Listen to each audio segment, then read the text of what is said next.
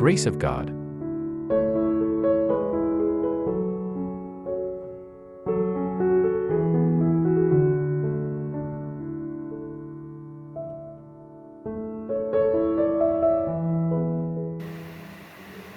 මිනිස්සු ඔබව පිළිගත්තත් නැතත් ඔබ විදියට ජීවත් වෙන්න. සුබම සුබ දවසක් ප්‍රාර්ථනා කරනවා ආදරණීය දෙමව්පියනි, ආදරණීය දරුවනි, ඔබ හැම කෙනෙක්ටම. අද දවසේ කතා බහ. මිනිස්සු ඔබ පිළිගත්තත් නැතත් ඔබ විදියට ජීවත් වෙන්න. එහෙම කියන්නේ හේතුව තමයි මිනිස්සු දකින්නේ ඔබව එයාලට පේන විදියට සහ එයාලා හිතන විදියට. එයාලා රාමුවකින් බලන් ඔබ ගැන පුරුදු වෙලා ඉන්නවා නම් ඒ රාමුව වෙනස් කරන්න අපිට බෑ. එහෙමයි කියලා එයාලට ඕන විදියට අපි අපේ ජීවිතය වෙනස් කරගෙන හරියන්නේ නැහැ. හොඳට මතක තියාගන්න. අද හොඳ කියන අය හෙට ඔබට නරක කියන්න පුළුවන්. අද ඔබට නරක කියන අය හෙට ඔබව අගය කරන්නත් පුළුවන්. මිනිස්සු අවස්ථාවට අනුකූලව දේවල් තමයි කියන්නේ. ඔබ මිනිස්සුන්ට තර්ජනයක් නෙමෙයි නම් මම මෙතන තර්ජනයක් කියලා අදහස් කරන්නේ ඇත්තටම එයාලට බාධකයක් නෙමෙයි නම් එයාලා වැරදි දේ කරද්දිත් ඔබ ඔහේ ඉන්නවා නම් එතකොට එතනදී එයාලට තර්ජනයක් නැහැ, බාධකයක් නැහැ. එතකොට හොඳ කිය ඉඳී. හැබැයි වැරදි තැන්වලදී ඔබ කතා කරද්දී ඔබ එයාලට හදාගන්න කියලා වචනයක් දෙද්දී ඒ වගේ තැන්වලදී එයාලට ඔබ තර්ජනයක් වෙනවා. ඔබ වාදකයක් වෙනවා. ඒ වගේ අවස්ථාවලදී එයාලා දිව අනිත් පැත්ත හරවයි. හොඳයි කියාගෙන ඇවිල්ලා දැන් නරක කියයි. ඔබ ගැන විවේචනය කරයි. අන්න ඒ වගේ අවස්ථාවල ඔබ කලබල වෙන්න එපා. මානසිකව ඇදගෙන වැටෙන්නත් එපා. හිතන්න එපා ඔබේ ජීවිතේ තේරුමක් නැහැ කියලා. අනිවාර්යයෙන්ම තේරුමක් තියෙනවා. මම ඒක කිව්වේ ඔබ විදියට ජීවත් වෙන්න පුරුදු වෙන්න. කිසිම දෙයක් කෙනෙක්ගෙන් බලාපොරොත්තු වෙන්න එපා. ස්තුතියක්, ප්‍රශංසාවක්, ඔයා ගැන හොඳම කියයි, ඔයාව හොඳ විදියටම දකි. එහෙම වුණොත් අපි දේවල් බලාපොරොත්තු වුණොත් අපි වැඩ කරන්නේ ඒ බලාපොරොත්තු සඳහා. අපි වැඩ කරන්නේ ඒ වචනය වෙනුවෙන්, ඒ ස්තුතිය වෙනුවෙන්, ප්‍රශංසාව වෙනුවෙන්. එතකොට ඇතුලේ ආත්ම තෘප්තියක් නැති වෙනවා. ඒතර අපි වැඩ කරලා තියෙන යම්කිසි දෙයක් පිටස්සරෙන්, මිනිස්යන්ගෙන්, සමාජයෙන් බලාපොරොත්තු වෙලා. ඒක තේරුමක් නැහැ. ඔබ හැමතිස්සෙම වැඩ කරන්න ඕනේ ඔබේ ඇතුළට එකඟව. ඇතුළ කිව්වොත් මේක හරි, උඹ නියමටම වැඩේ කළා, සුපිරියටම කළා කියලා. ඒ සැටිස්ෆැක්ෂන් එක සදාටම තියෙනවා. ඒ තෘප්තිය සදාටම තියෙනවා. ඒ වෙනුවෙන් ඔබ වැඩ කරන කෙනෙක් වෙන්න.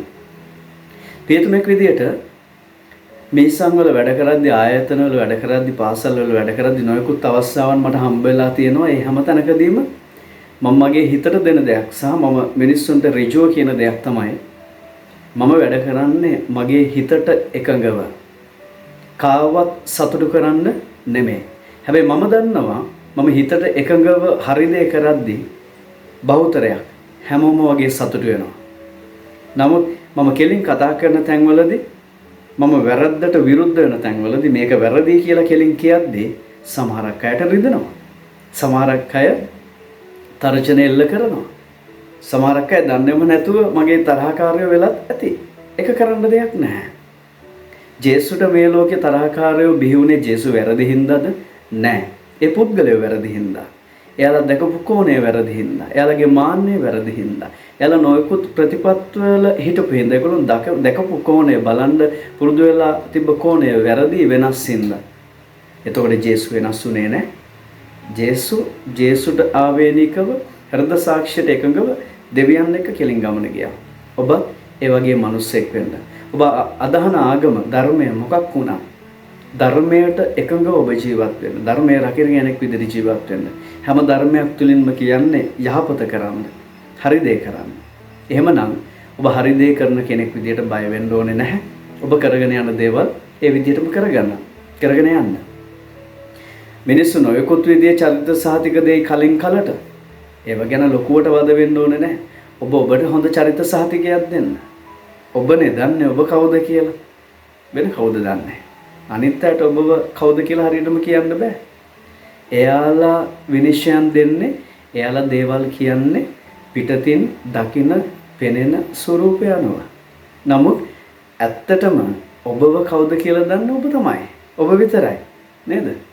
ඒ නිසා ඔබට ඔබව දැනෙනවා නම් හරියට, ඔබ ගැන සතුටු වෙනවා නම් හරි විදියට, ඔබට හිතෙනවා නම්, ඔබට දැනෙනවා නම් නියමයි මම මේ දේ කරද්දී මට සැටිස්ෆැක්ෂන් එකක් තියෙනවා, මම හරි දේ කරගෙන යනවා, මේ තුලින් මිනිස්සුන්ට දෙයක් වෙනවා, මිනිස්සු දෙයක් අයිති කරගන්නවා.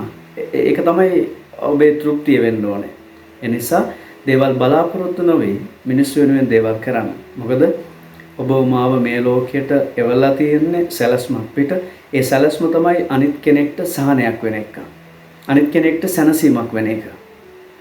ඒ සැනසීම දෙන්න, ඒ සහනය දෙන්න, අනිත් අයට පුළුවන් තරම් උදව් කරන්න. මොකද ඒවා ඔබේ ජීවිතයට වරප්‍රසාදයක් විදිහට ලැබෙනවා. ලැබෙයි කියලා බලාපොරොත්තුෙන් කරන්න කියනවා නෙමෙයි. නමුත් ඔබ කරන්න. පුළුවන් උපරිම දේ කරන්න. පුළුවන් තරම් යහපත කරන්න. ඒක තමයි අවසානයේ අපිට සැනසීමක් විදියට හිටින්නේ. අවසාන මොහොතේදී අපි මරණ මොහොතේදී වුණත් අපිට දැනෙයි හිතෙයි අනේ මම පුළුවන් තරම් දේවල් කළානේ. මම දේවල් කළා මට තෘප්තිමත් පුළුවන් වෙන්න පුළුවන් විදියට. ඒක තමයි ඔබට අන්තිමට ඉතුරු වෙන්නේ. එවනම් අද දවසේ මෙන්න මේ සංකල්පය ඔළුවේ තියාගන්න සරල දෙයක්, ප්‍රායෝගික දෙයක් අද දවසේ කතා කළේ. මේ දෙයත් එක්ක ඔබේ ජීවිතේ ශක්තිමත් කරගෙන ඉස්සරහට යන්න. නැවත හම්බෙමු. හැමෝටම ජේසුස් පිටයි.